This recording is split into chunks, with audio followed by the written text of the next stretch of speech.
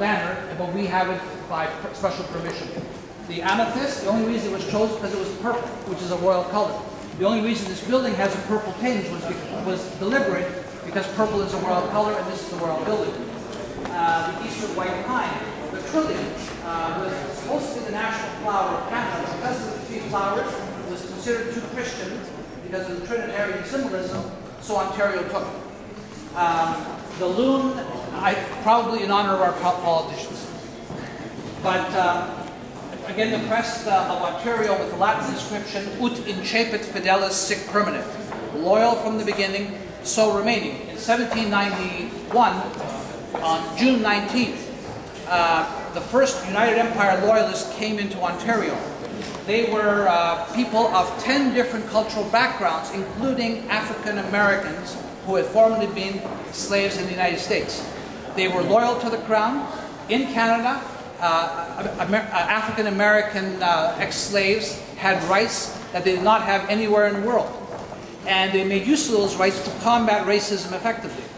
There were the Pennsylvania Dutch, who were German, because Deutsch is German for German, but the English couldn't pronounce it Dutch, but they were actually German. But there were people from Holland. So 10 different, Canada's first multicultural immigration. Canada was actually found not by the English, but by an Italian called Giovanni Caboto or John Cabot. But if we lived in his time and he'd say, hey John, he would not have understood us because he would have only spoken Italian, maybe some Latin, maybe some French, but not English. The English King Henry VII just gave him the money to bring the ships here. The two generals, very important generals. General Sir Isaac Brock over here in the red. He was the hero of Queenston Heights when the Americans hit the British Dominion of Canada in that day. He organized his troops very quickly. It was a surprise attack. Went up the hill, the sloping hill, which was a very bad spot to be. The Americans shot. He was hit in the hand and in the side. He knocked off his horse. We still have his uniform on a mannequin, which still shows the bullet hole that killed him. In those days, soldiers were not paid to think, they were paid to shoot. The generals were paid to think. And when your leader was killed, then you surrendered.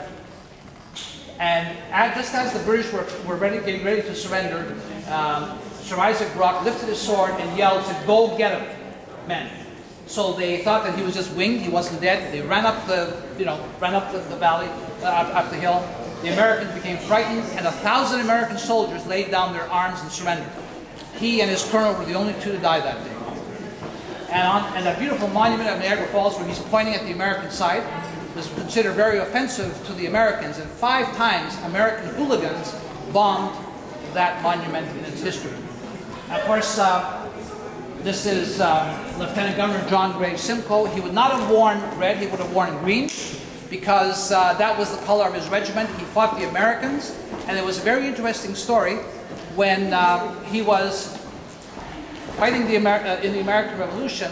He was with his officers in a clearing discussing strategy when a group of American revolutionary officers came out of the woods. They saw Simcoe and his men, they started to run, and Simcoe's men pointed their rifles and were about to shoot when Simcoe's voice came out, "Don't shoot men in the back, it's not civilized." So they didn't. The next day, an American soldier came in under white flag to his camp and gave him a handwritten note, which note is still in the Virginia Museum, and the note said, "Sir, thank you very much for not shooting us in the back. Yours very truly, General George Washington." And when Simcoe came into Oyster Bay, the birthplace of President Roosevelt, he billeted in the house of a local patriot named Townsend. Now Townsend's daughter Sarah fell madly in love with Simcoe. Now, he was actually a lot younger in those days. She fell madly in love with him, but her father was against the British. So her act of love would be a political act. When she was thinking about it one day beside the burning hearth, an American spy came in with a note saying that Benedict Arnold, the great traitor, was about to hand over the West Point Academy to the British. He did not like the fact that he was not being promoted. So she gave this note to her father. When Colonel John Andre, Simcoe's commanding officer, went to meet Benedict Arnold, The Americans had a trap. Benedict Arnold escaped. John Andre, at the age of 29, was captured and he was hanged. And to this day, his regiment, which still exists, wear a black plume in their hats in honor of John Andre, who was killed at the age of 29. A man of letters, well published, and to this day, American students look after his grave in Virginia and write poems about him and plant flowers around his grave. We can go. Very good. You're the best.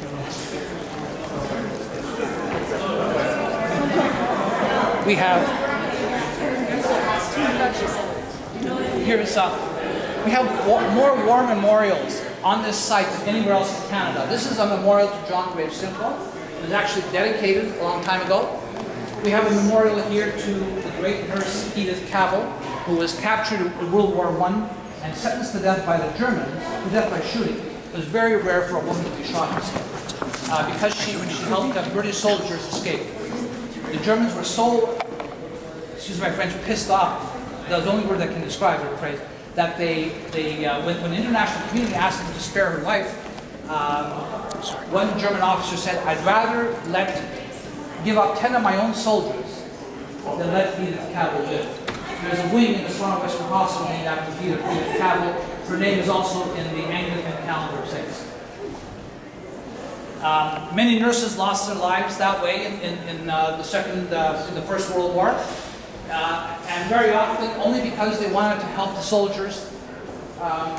There were all kinds of horror stories, like they ran out of iodine or disinfectant, so they put garlic into the wounds, open wounds of soldiers, to at least the disinfectant must have hurt terribly. But that was the only way they could get to save them. And also Laura Secord. We have several monuments here to her honor. At that battle, where General Sir Isaac Rock was, her husband was hit in the legs with a cannonball. He was a judge. She actually picked him up and carried him off the battlefield. For a woman to do that, that was quite amazing. No weaker sex thing there.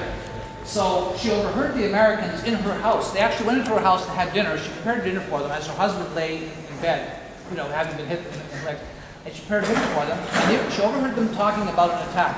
She realized and she knew where the attack would take place on the British. She got dressed, went out, and for 4 hours she stumbled into the swamps, basically getting lost. A First Nations brave found her, and she asked her to take it to the British commanding officer, and since they were allies of the Crown, she was taken. And when they saw her, they couldn't believe that she had been going into the swamp like this in the dark, trying to get to the British. And they thanked her very much and said, but we've already known this information for over 8 hours.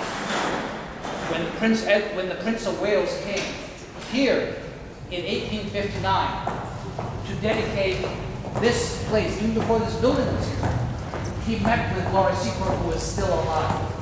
Alex is give her doing money his best. Because she lived in dire poverty. Her husband was crippled for not working, and women who did not have husbands who worked lived in dire poverty. Same thing when a man got the flu and he was the only breadwinner, they would lose the house because it took 11 months to get over the flu on average. And of course, the famous Spanish flu after World War I killed more people than the entire First World War together. 20 million people lost their lives in the First World War. 40 million people died of the Spanish flu. Well, basically, you smothered in your phlegm.